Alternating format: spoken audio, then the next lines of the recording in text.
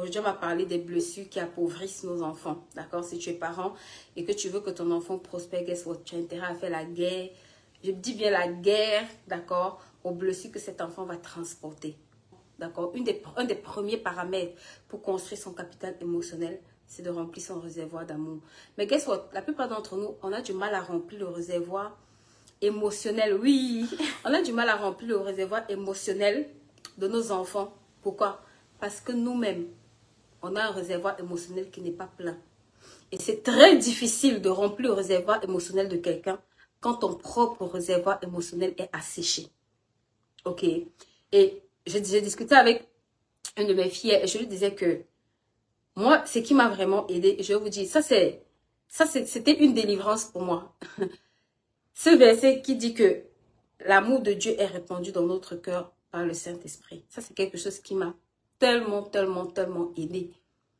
De comprendre que si je peux regarder à la manifestation de l'amour de Dieu, je peux apprendre à m'aimer. Pas selon ce que moi je regarde. Parce que quand on se regarde, ma bouche est penchée, mes oreilles sont tordues, mon nez est ceci, mes pieds ont fait ceci. Ça c'est quand tu veux t'aimer avec ton standard. Tu vois, non? Mais quand tu peux lire que David dit, je suis une créature si merveilleuse, que tu m'as fait de peu inférieur à toi.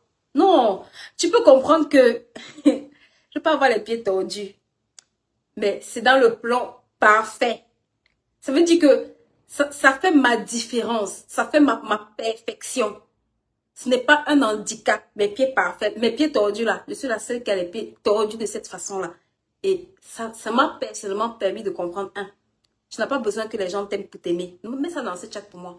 Parce que ça, c'est un gros problème qu'on a. On attend que les gens nous aiment. Parfois, je vois des mamans, oui, mon mari m'a mal parlé, mon mari ne m'aime pas. Est-ce que toi, quand tu t'aimes là, est-ce que tu as besoin que quelqu'un t'aime? Moi, que tu m'aimes ou que tu ne m'aimes pas. Moi, chérie, moi, je t'aime. Mon job, ma job, comme les Canadiens disent, mon rôle, c'est de t'aimer et de m'aimer. Ce n'est pas de chercher à savoir si tu m'aimes. C'est de t'aimer et de m'aimer. C'est ça ma responsabilité. Je ne peux pas forcer quelqu'un à m'aimer, mais je suis obligée de t'aimer et je suis obligée de m'aimer. Donc, quand un moment commence à se plaindre, mon mari ne m'aime pas, mon mari... J'ai envie de demander, est-ce que toi-même tu t'aimes assez? Parce que quand toi-même tu t'aimes assez, qui t'aime ou qui ne t'aime pas? C'est un paramètre, tu vois, non? Parce que ton but, c'est de l'aimer et de t'aimer. Et quand tu t'aimes assez, écoute-moi, quand tu t'aimes de l'amour de Dieu, quand tu arrives à t'aimer de l'amour de Dieu, je t'assure qu'il n'y a pas grand-chose qui peut faire en sorte que tu tombes dans le rejet. Note ça, parce que l'une des premières clés qu'on va voir avec lesquelles nos enfants grandissent, ok, et ils souffrent terriblement, c'est le rejet. Je ne me sens pas aimée. Beaucoup d'enfants, je vous assure qu'on entend ça. Papa ne m'aime pas. Parce que quand tu punis l'enfant, ça va être papa ne m'aime pas. Quand tu vas faire un truc, en fait, l'enfant va associer ce que tu fais au fait de l'aimer. Parce que c'est avec ce que tu fais qu'il va traduire, d'accord, son langage. C'est en fonction de ce qu'il voit avec ses yeux d'enfant qu'il va pouvoir définir si tu l'aimes ou si tu ne l'aimes pas. Mais guess what? Je commence d'abord sur les parents et puis je vais arriver au niveau des enfants. D'accord? Et je veux que tu saches en tant que parent que toi-même, tu dois tellement t'aimer. Vous savez, une des choses, j'ai pas besoin de discuter avec quelqu'un 2-3 minutes pour savoir si cette personne s'aime ou elle ne s'aime pas. Je vais te donner un exercice simple. De lundi à vendredi, quels sont les compliments que tu as fait à ta propre personne? Que ce soit dans ton langage interne, hein, parce que souvent les gens vont se dire non, de lundi à vendredi. Quel est le langage qui tourne en boucle de ce que tu te dis de toi-même, ta propre personne? Est-ce que quand tu te lèves, tu te dis, waouh, Seigneur, merci pour le fait que tu m'aies créé. Merci pour la merveilleuse créature que je suis. Je suis une femme d'exception. Tu sais, quand ton langage intérieur, toi-même, est bon, c'est tellement facile de voir quelqu'un et lui dire, ma soeur, tu es trop belle. C'est tellement facile de voir ton enfant et de lui dire, mon enfant, tu es trop beau. Mais quand à l'intérieur de toi, c'est qui tourne, j'ai les pieds tordus, j'ai le nez ceci, je suis moche. C'est difficile que quelqu'un qui se trouve moche dise à quelqu'un en permanence que tu es beau ou belle. C'est extrêmement difficile. Donc, une des choses que je vais te donner, écoute-moi. Tu te sens rejeté, les gens ne t'aiment pas, ou bien tu trouves que les gens ne t'aiment pas, les gens ne s'occupent pas de toi. Ça va dans le rejet à tellement j'ai envie de dire, de mauvaises ronces. Parce que les gens qui souffrent de rejet, une des choses qu'ils ne comprennent pas, c'est qu'ils vivent sur le moi. Ils s'intéressent à eux. Moi, moi, moi. On m'a, on m'a, on m'a. En fait, c'est le langage du rejet, en fait. Le rejet se focalise sur ce que toi, on t'a fait. Mais et non, c'est ce que toi, tu peux faire aux autres. Quand tu vois quelqu'un qui souffre de rejet, il va toujours dire, on ne m'aime pas. Il va jamais dire, qu'est-ce que je peux faire pour d'autres personnes? Et ça, c'est comme ça doit être une thérapie par laquelle tu dois accepter passer. Parce que si tu ne passes pas par là, tu ne vas jamais quitter. Le rejet ne regarde qu'à lui. On m'a insulté, on m'a mal parlé. Mais le rejet ne sait pas s'asseoir et se dire, waouh, aujourd'hui j'ai valorisé quelqu'un. Aujourd'hui j'ai eu la chance de respirer. Aujourd'hui j'ai eu la chance de sortir de chez moi, d'accomplir mes activités. Aujourd'hui je peux respirer. Aujourd'hui j'ai... Le rejet ne voit pas à ce qu'il a. Le rejet voit à ce qu'il n'a pas. Le rejet voit à ce que les autres ne font pas. Mais il ne voit... En fait, il minimise ce que tout le monde peut faire autour de toi. Et vous allez voir ça même parfois dans un couple. La personne qui se sent le plus rejetée, c'est la personne qui attend le plus que l'autre fasse des choses pour elle. Mais c'est la personne qui est le plus en train de chercher à donner. Elle n'a pas le temps pour souffrir du rejet. Je suis en train de te donner les secrets. Hein. Je suis en train de te donner des secrets. Partage le live si pour moi, s'il te plaît. Coucou maman Clément, ça va? Coucou Caroline, comment allez-vous les filles? Aidez-moi à partager ce live. Oui. Parce que souvent les gens vont s'embouber dans le rejet. On m'a fait ceci, on m'a fait cela, oui. Mais guess what? Tu sais, quand ton compteur de rejet est vide, tu n'as pas le temps de voir qui s'est mal comporté, Dans ta tête, ça fonctionne en mode, quelle est la prochaine personne à qui je vais faire du bien aujourd'hui? Quelle est la prochaine personne à qui je n'ai pas pensé depuis 2 mois? Quelle est la prochaine personne que je peux chercher à célébrer? Quelle est la prochaine personne à qui je peux chercher à donner un conseil? Tu n'es pas en train de regarder, oui, moi j'ai donné le conseil à beaucoup de personnes, depuis là les gens méprisent ce que je fais. Ma chérie, quitte cette catégorie-là. Ça, c'est la catégorie des losers. Et si tu as ce système-là, tu vas le transmettre à ton enfant. Si tu as cette pensée, c'est pour ça que vous entendez souvent les parents qui sont tout le temps en train de se plaindre. Guess what? À la maison, ton enfant va se plaindre. C'est inévitable. Même si tu n'extériorises pas, même si c'est dans ton langage intérieur, tu vas te rendre compte que tu seras tout le temps une maman triste, une maman malheureuse, une maman qui va difficilement, écoute-moi, être en train de booster son enfant. Être en train de propulser cet enfant-là. Être en train de donner des paroles d'encouragement à cet enfant-là. Parce que le langage intérieur qui est chez toi est mauvais. Et la Bible te dit, tu prospères comme prospère l'état de ton âme. Coucou Stéphanie, comment vas-tu? Tu prospères comme prospère l'état de ton âme. Regarde, si ton âme est ici, tu ne peux pas être là. Ça va redescendre progressivement. Ça va redescendre. En fait, ça va faire le sens inverse. Même si tu arrives en haut, c'est pour ça que vous voyez des personnes, elles montent et après, progressivement, elle va redescendre. Pourquoi? Parce que le langage intérieur, je dis toujours aux gens, ta main n'opère que ce que ta tête pense. Donc, si dans ta tête, il y a de mauvaises informations, guess what? Même si ta main fait de bonnes actions, ce n'est qu'une question de temps pour que ce que ta main exécute s'aligne à ce que ton cerveau lui donne comme information. Donc, si ton cerveau donne comme information, je suis nul, c'est impossible que tu fasses quelque chose sur du long terme. C'est pour ça que vous allez voir d'autres personnes, elles sont tenaces, elles sont résilientes, elles sont persévérantes. Parce que quand dans la tête, le langage, c'est tu peux y arriver. Je t'assure que même si au début, elle peine, c'est quelqu'un à un moment donné. Coucou, Chava, comment vas-tu? C'est quelqu'un à un moment donné que tu vas voir le speed s'installer. C'est pour ça qu'on va souvent dire que 80% du business, ce n'est pas d'abord ce que tu fais. C'est ton mind. C'est ton système de pensée. Donc, quand tu veux bâtir un enfant, d'accord, quand tu veux faire sortir un enfant de la pauvreté, écoute-moi, la vie te dit que tu péris, pas parce que tu n'as pas d'argent, parce que tu n'as pas de connaissances. Parce que la connaissance induit quoi? La connaissance induit un système de pensée en toi. Et ce système de pensée-là va induire un certain nombre d'actions que tu vas poser. Donc, tu ne peux pas être quelqu'un à succès si ton langage interne est un langage de défaite. Mets ça dans le chat pour moi, s'il te plaît. Avant de commencer à faire des exploits, avant que cet enfant ne fasse des exploits, regarde, il faut que tu me bâtisses l'homme qui est à l'intérieur de lui. Et pour que tu bâtisses l'homme qui est à l'intérieur de lui, il faut que tu prennes le temps, écoute-moi, de renverser un certain nombre de pensées qui sont susceptibles de créer en lui des limitations,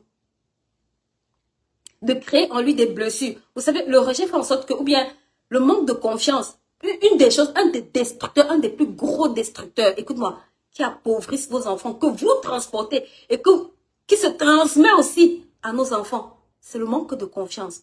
Tu sais, quand tu manques de confiance, tu ne peux pas ouvrir ta caméra et parler aux gens. Même si tu sais que ce que tu as dit est une bénédiction. Tu vas attendre que les gens te valident. Tu vas attendre que les gens t'approuvent. Tu vas attendre que les gens t'acclament avant d'agir. Et tu enseignes la même chose à ton enfant.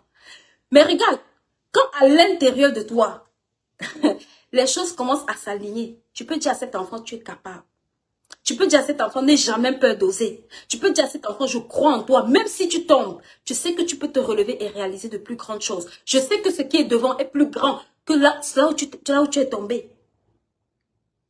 Tu peux lui dire ça avec conviction. Et cet enfant peut voir en toi quelqu'un de ténace, quelqu'un de déterminé. On dit souvent que les enfants font ce que nous-mêmes parents ont fait et non ce qu'on leur dit de faire. Donc c'est une utopie de penser que ton enfant, tu vas t'asseoir et chaque jour manquer de confiance et avoir un enfant qui va être un leader, un booster. Quelqu'un qui va se lever et parler avec charisme. Il faut qu'il puisse voir ça chez quelqu'un. Il faut qu'il puisse voir ça chez toi en premier. C'est pour ça que vous allez voir les personnes à succès ont moins de mal à fabriquer des enfants à succès, oui. Ce n'est pas parce que, c'est parce qu'ils ont compris que ce qu'il a compris pour renverser certaines choses-là, il peut le transférer, il peut le transmettre facilement. Donc, ce que je veux te dire, c'est que quand ton enfant manque de confiance, c'est un enfant qui sera effacé. Mets dans le chat pour moi. Ton enfant va vivre dans l'effacement. Même s'il a quoi à dire, il ne va jamais oser. 2, ce sera un enfant qui va très peu entreprendre. Merci, Charwa. 3 Jean 1, 2. Ce sera un enfant qui aura très peur, ok, de réaliser des choses. Et ça, c'est comme quelque chose que je veux que les parents que j'ai sur cette chaîne corrigent. Vous savez, on a une phobie, c'est que quand on a peur de quelque chose, on ne veut pas que nos enfants fassent. Non, si tu fais ça, c'est parce qu'on échoue qu'on apprend aussi. Hein. Ce n'est pas que dans les échecs, c'est dans les... Parfois, c'est dans les pires, entre guillemets, échecs que se cachent vos meilleurs succès. Donc, un parent qui lui-même manque de confiance en lui, c'est un parent qui ne va jamais encourager son enfant à prendre des responsabilités. C'est un parent qui ne va jamais encourager son enfant à être un leader. C'est un parent qui ne va jamais encourager son enfant à exprimer son potentiel. Vous savez, il y a des gens, si tu dis, mais pourquoi ton enfant ne fait pas ci? Non, j'ai peur que mon enfant dévie. Non. Ok, on ne dit pas de ne pas avoir peur. Mais qu'est-ce que tu ne peux pas vivre dans la peur. Parce que si tu vis dans la peur, en fait, tu ne vis pas ta vraie vie. À chaque fois que tu vis dans la peur, tu vis dans un système de limitation. Allô? Donc, si tu enseignes à ton enfant à avoir peur, à ne pas oser, c'est un enfant qui va vivre dans la pauvreté. Tu sais pourquoi je te dis ça? On dit la parabole des 5 talents. Celui qui a eu peur, c'est celui qui n'a jamais développé ses talents. Coucou, tata Laure, comment vas-tu? Le 5e qui a dit j'ai eu peur, c'est lui qui a été traité de feignant, de paresseux. Parce que la peur est une émotion que, même si tu as peur, tu dois quand même toujours avancer. On a tous peur, mais on n'est pas tous obligés de répondre à la peur par l'inaction. Tu peux répondre à la peur en décidant d'agir. La meilleure façon de combattre la peur, c'est de faire ce que tu as peur. Parfois, je vois les gens, j'ai peur d'ouvrir ma caméra. Je dis, mais c'est ta caméra, c'est ton téléphone, c'est ton trépied, c'est ta lumière. Où est le problème? Tu peux penser comme ça, ou tu peux t'asseoir et te dire, oh non, regarde, au lieu de penser que les gens vont t'insulter, te critiquer, pense que les gens vont te lancer des éloges. Et ouvre-moi cette caméra. Parce que, guess what?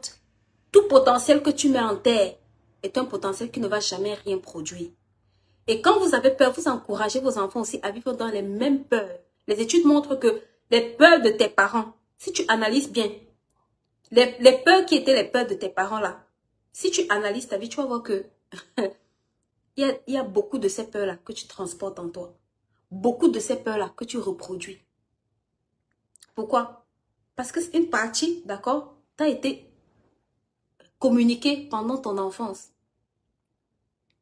Une partie, tu as récupéré ça pendant ton enfance. Voilà, la peur d'entreprendre, mettez-moi vos peurs. D'autres ont peur. La peur de l'échec. Il y a tellement de peurs avec lesquelles on se nourrit. Mais guess what? Je veux que cet enfant-là entende de toi un langage positif. Même quand tu as peur, décide de lui dire que c'est possible. Décide de lui dire que tu es capable. Décide de lui dire que je crois en toi. Vous savez, mon pasteur dit toujours que la meilleure façon de fabriquer comment il utilise souvent un thème, qui dit genre un tueur ou un prisonnier, un truc comme ça. C'est avec les paroles. Tu sais, la première guerre dans cette vie-ci, c'est une guerre de parole contre parole. Demande à David, il va te dire qu'avant d'arriver, battre Goliath, il avait déjà détruit Goliath avec la parole. Oui. Il avait déjà anéanti Goliath avec la parole. Donc la première chose qui inocule la peur dans la vie de ton enfant. Regarde, les Philistins, quand ils allaient en guerre, tu vois, non? Non. Goliath, quand il allait en guerre contre les Israéliens, juste contre le peuple d'Israël, tout ce qui s'asseyait, la Bible dit que pendant 40 jours, Goliath n'avait pas sorti une arme. Mais c'est avec la parole qu'il neutralisait. Est-ce que tu comprends ce que ça peut t'expliquer? Le gars avait fabriqué avec sa bouche une arme de guerre qui paralysait le camp adverse pendant 40 jours. 40 jours de guerre, les gars n'avaient pas bougé à cause de ce qui sortait de la bouche de Goliath. Donc, ce qui sort de ta bouche, c'est une arme redoutable. Écoute-moi, pour bâtir cet enfant, pour lui donner une carrure spirituelle comme physique. Parfois, tu vois, les enfants, ils sont tellement confiants. Tu te dis, mais qu'est-ce que l'enfant sait à manger? Il a mangé les bonnes paroles, oui. Parce que c'est un enfant qui aura le courage, la rage, la niaque. Quand il a été bien bombardé de bonnes paroles, quand il a été valorisé correctement, tu vas fabriquer, écoute-moi, un tueur de géants dans sa tête d'abord. David dit, tu viens contre moi avec l'épée, la lance. Il dit, attends, hein, je vais te dire qui moi je suis. Puis, tu dois dire à cet enfant qui il est. De toute façon, quand il se place, juste par sa prestance, tu sais que ça c'est un enfant qui sait qui il est. Si cet enfant grandit avec la peur, écoute-moi, il aura peur de tout. Peur d'essayer, peur de tout. Et le pire, c'est que la peur n'enfante que la pauvreté. Hein. La peur n'enfante que la douleur. Écris ça dans ce chat pour moi. La peur n'enfante que la pauvreté. Toutes les personnes qui vont te dire, j'ai peur, j'ai peur. C'est les mêmes personnes, quand tu leur demandes, c'est quoi ton rêve? Je rêve de construire mon avenir. Je rêve d'entrer dans ma destinée. Je rêve de... Mais qu'est-ce qui t'empêche? La peur. 20 ans, 30 ans, 40 ans. Quelqu'un est assis. Écoute-moi, comment tu peux vivre comme un esclave jusqu'à l'âge de 40 ans, 50 ans? Comment tu peux accepter ce système d'esclavage? Pendant 40 ans, tu es assis. Tu as peur de te réaliser. Maman, à 40 ans, tu as vécu au moins la moitié de ta vie. Veux pas. C'est ça qui est la vérité. Si tu as peur les 40 premières années de vigueur et les 40 années de fatigue qui arrivent, comment tu vas faire? Comment tu vas faire? C'est dans la saison de la jeunesse là. La Bible dit que quand tu es jeune là, tu es vigoureux. C'est là où tu dois booster le capital de cet enfant. Écoute-moi, je vais te donner un secret ici là. Écoute-moi très très bien. C'est pour ça que les parents ici qui jouent avec le plan de vie de vos enfants, vraiment, je ne sais pas comment je peux expliquer ça. Je ne sais pas comment je peux mieux vous expliquer ça. Entre 0 et, j'ai envie de dire 12 ans, c'est le maximum même. S'il te plaît, apprends à ton enfant à rêver et à rêver sauvagement grand. Est-ce que je peux répéter ça? Apprends à ton enfant à rêver. Je dis, assois-toi et rêve avec cet enfant. Beaucoup de parents africains, excusez-moi, n'apprennent pas à leur enfant à rêver. On va parler des problèmes, on va parler des situations bizarres, on va parler tout le temps de ce qui ne va pas. Mais on ne va pas s'asseoir et apprendre à nos enfants à rêver. Rêver, c'est la chose la plus, l'une des plus grandes merveilles. Et c'est sans taxe. Ça n'a aucune taxe à payer. Apprends à ton enfant à rêver. Apprends-le à rêver grand. Je vais rajouter, apprends-le à rêver grand. Apprends-le à rêver tellement grand que dans sa tête, écoute-moi bien, il vit au moins 2 siècles en avance sur lui. Nous là, on est obligé de de nous apprendre à rêver parce que notre cerveau est trop petit. Vous savez, quand je faisais le summer camp, un des tout premiers summer camp avec l'un des premiers groupes des enfants ados que j'avais, dedans, je leur demandais d'écrire leurs rêves. Et il y a un qui a écrit qu'il veut construire un aéroport dans le pays d'origine de sa mère. Et je vous assure que quand j'ai lu ça, et quand on lui a demandé d'évaluer, il a dit que c'était un projet qui faisait 14 milliards. Et s'il te plaît, il avait 7 ans à l'époque. Et j'étais vraiment émerveillée. J'ai dit, ça je crois que c'était ce petit-là, je ne peux pas l'oublier. 14 milliards faisait son projet. Il disait que lui, son rêve, c'est de créer un aéroport dans le pays d'origine de sa maman. Combien d'enfants rêvent de pouvoir réaliser des projets de 14 milliards? Combien d'enfants? Combien de parents encouragent leurs enfants à voir les milliards quand ils ont 7 ans? Ils vont dire, oh non, non, non, c'est trop grand. C'est à cet âge qu'il doit arriver. Écoute-moi. C'est à cet âge que toi-même, parent, tu dois te rassurer que ton enfant rêve. Tu dois te rassurer qu'il a de grands rêves, des rêves tellement grands. Et tu dois les préparer. Tu dois préparer ces rêves-là. Allô? Pour que ça ne reste pas au stade de rêve, tu dois l'équiper, tu dois préparer ça. Donc, ce que je suis en train de te dire là, c'est tellement important.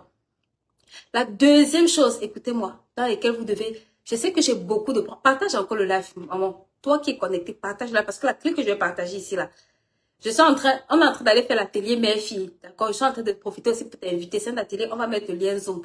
Intègre le groupe, d'accord? Sur notre page, on va finir ça. Je vais finir cette partie-là dans l'atelier qu'on a tout à l'heure. On a une intervenante, Stéphanie, d'accord? Elle va venir vous parler. Pour tous les parents qui ont du mal à parler sexualité à la maison, qui ont des enfants qui sont passés par des viols, qui ont des enfants qui sont passés par toutes sortes de mots d'abus sexuels, venez prendre des clés. Elle vient partager son histoire gratuitement. Les mamans, vous n'avez aucune excuse.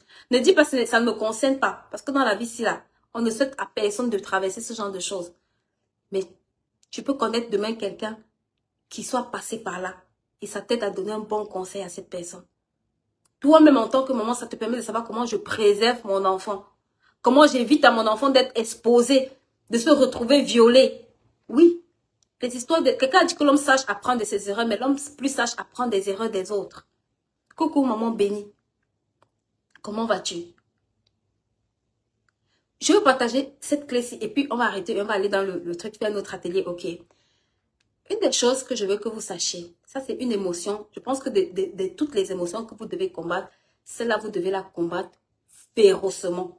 Et je vous assure que beaucoup de familles en souffrent. C'est la colère. La colère est une émotion qui appauvrit. Écoutez-moi bien.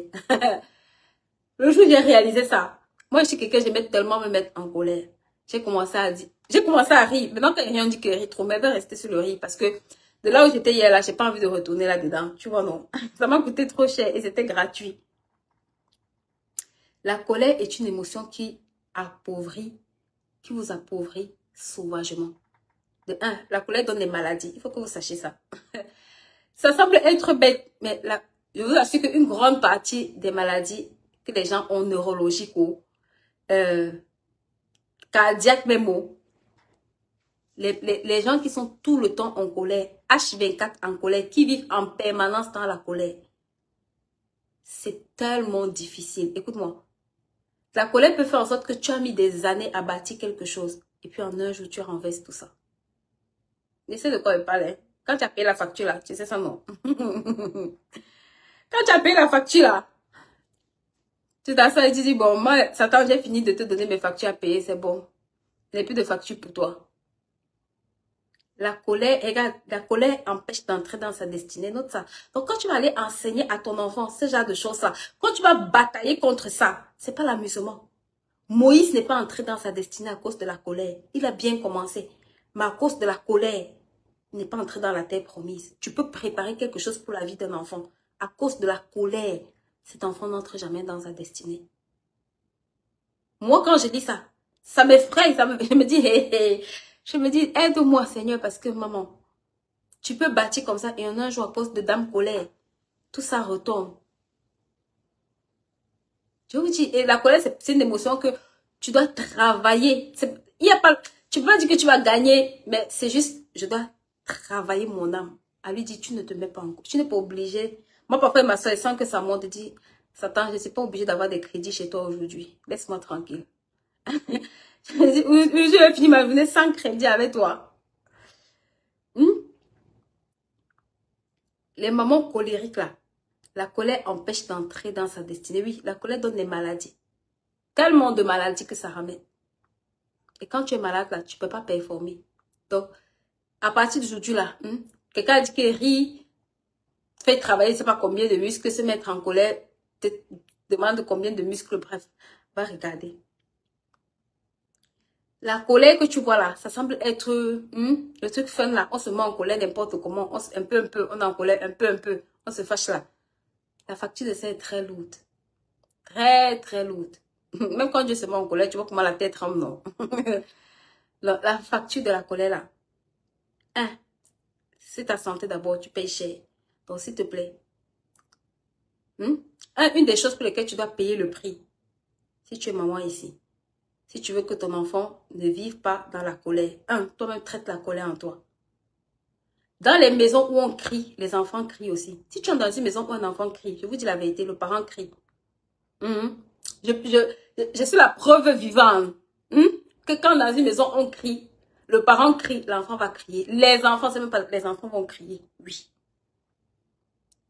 Donc, une des batailles que toi et moi, je ne m'exclus pas, on doit mener, c'est la bataille de ne plus payer nos factures de l'autre côté là, chez notre tonton là. On va les laisser avec.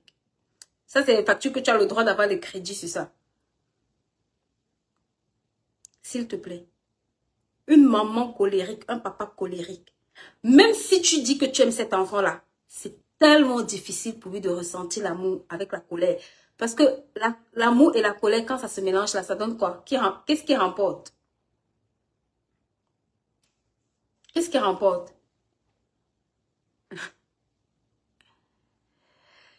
C'est à ce niveau-là que la colère m'amène souvent. Oui. Oui, la colère est un tueur de destinée, les amis. Les maladies. Seigneur, les maladies que la colère donne.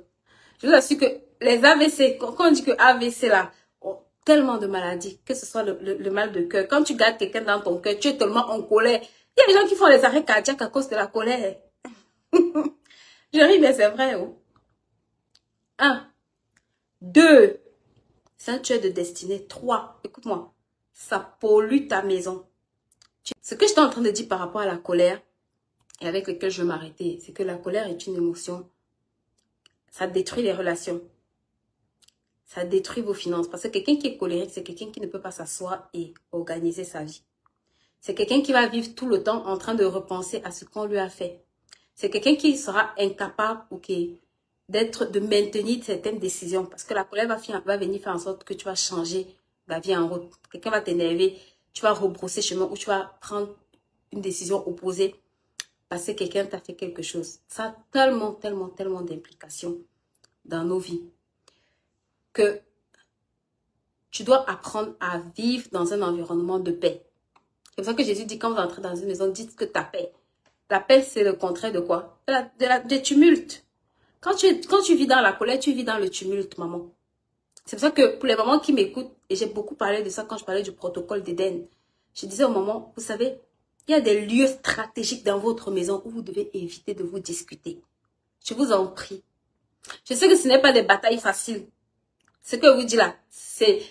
Moi, parfois, quand je regarde, je me dis, Seigneur, quand tu me donnes même ces révélations, comment on va faire pour appliquer ça? Moi, je me sens que vraiment, il faut une grâce surnaturelle. Mais c'est une décision. Même si c'est progressivement que vous allez voir que ça va devenir votre réalité. Je dis, il y a 2 endroits dans votre maison. La plupart des couples se disputent sur le lit conjugal. Dans la voiture, souvent, en général, ça c'est... Mais dans la maison, c'est sur le lit conjugal et sur la table. C'est là où les plus grosses disputes, que ce soit de famille, que ce soit de couple, que ce soit même avec les enfants. Les plus grosses disputes éclatent dans le lit conjugal et à la cuisine, dans l'espace pour manger. Et ces 2 lieux écoute-moi très bien, sont des lieux extrêmement féconds pour ceux qui savent imposer l'atmosphère de paix dans ces deux lieux-là.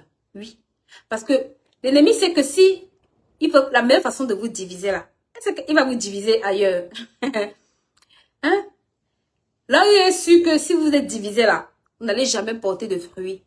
C'est quand deux personnes dorment ensemble sans se parler. Oui. C'est pour ça que la Bible dit que quand la colère te trouve là, rassure-toi qu'avant que le lendemain, là, avant que la nuit ne tombe, qu'est-ce que je dis même? Il y a eu réconciliation. Pourquoi? Parce que ça empêche, d'accord? Ça empêche qu'il y ait fécondité. Parce que quand on est fâché là, chacun dort de son côté. C'est ça qui est là. Et quand chacun dort de son côté, là où c'était prévu pour être un lieu de fécondité, ça devient un lieu de dispute. Ça devient un lieu de séparation. Donc, quand j'essaie de créer un climat favorable dans ma maison avec mes enfants, c'est pas parce que on ne sait pas crier. Hein. Tout le monde peut crier. Tout le monde même a une bouche pour crier. Mais s'il te plaît, maman, choisis de ne pas crier. Vous savez, dans le summer mom que j'ai avec les mamans cette année, cette année, je me suis rendu compte que beaucoup de mamans crient parce que dans leur maison, il n'y a pas de cadre. Et j'ai dit ça et je redis encore, une femme est une structure organisationnelle. Quand on dit os de maison, l'os donne la structure au corps. Quand tu vois un corps debout qui tient là, ce n'est pas à cause de la chair, c'est à cause de la structure osseuse qui est en place. C'est pour ça que quand Adam voit Ève, il dit, cette fois-ci, ça c'est l'os de mes os. Ça veut dire c'est la structure dont j'ai besoin pour être stable, pour être solide. J'ai besoin de cette structure-là. C'est ça qu'il recherchait. Donc dans une maison, maman, il faut que dans ta maison, il y ait un minimum, écoute-moi, de structuration. Beaucoup de mamans crient. Elles ne se rendent pas compte que dans leur maison, il n'y a pas de structure. Tu peux encore crier jusqu'à. Ce n'est pas parce que tu cries que ça organise ta maison. Ce n'est pas parce que tu cries que ça structure ta maison. Ce n'est pas parce que tu cries que l'ordre revient dans ta maison. Tu cries aujourd'hui, tu cries demain, tu vas crier après-demain. Tu vas encore crier. Mais ce n'est pas ça qui change les choses. Pour arrêter de crier à tout va, il faut que dans ta maison, il y ait une organisation. Je vous assure que ici, j'ai tellement côtoyé le milieu des enfants que je me suis rendu compte que ce qui fait la différence, et c'est tellement vrai et tellement criant, et ça nous manque tellement, c'est que quand vous allez entrer dans un espace où l'enfant a un cadre organisé et où il grandit très tôt dedans, c'est très facile pour cet enfant d'avoir des repères. Mais souvent à la maison, il n'y a pas de repères. On fait ce qui sort de la tête de maman au moment où maman veut, quand maman est contente, comme elle veut. Et après, elle se plaint de ce qui n'est pas fait parce que l'enfant doit deviner, essayer de comprendre ce qui se passe dans sa tête et anticiper. Mais ça ne va pas marcher. Ça ne va pas marcher. Ok? Donc, en tant que femme, en tant que maman, là, quand Adam dit tu es os des os, ça veut dire tu es la structure en place. Et il faut que cette structure-là soit stable. Il faut que cette structure-là soit solide. Il faut que cette structure-là soit fonctionnelle. Parce que c'est le premier maillon qui nous crée des problèmes. L'absence de structure-là, ça nous crée des gros problèmes. Beaucoup de parents, quand ils crient, tu arrives à la maison, tu te demandes où sont les règles de ta maison. Il n'y a pas. Si tu vis si toi-même tu vas au travail, il n'y a pas de règles. Tu vas faire ce que tu veux. Donc, quand ton enfant arrive à la maison, il n'y a pas de cadre, il n'y a pas de règles, il fait ce qu'il veut. Et ça te fait crier. Mais au lieu de t'asseoir et de mettre des règles, tu vas continuer à crier derrière lui. Mais est-ce que le fait de crier derrière lui donne un mode de fonctionnement en adéquation avec ce que tu attends de lui? Non. Non. Ok? Souvent on dit qu'on crie parce qu'on manque d'autorité. Oui, et c'est vrai. Tu n'es pas obligé de crier. Il y a tellement de techniques. Donc, guess what? On aura le temps d'en parler là-bas, ok? On est comme arrivé au temps de notre live ici.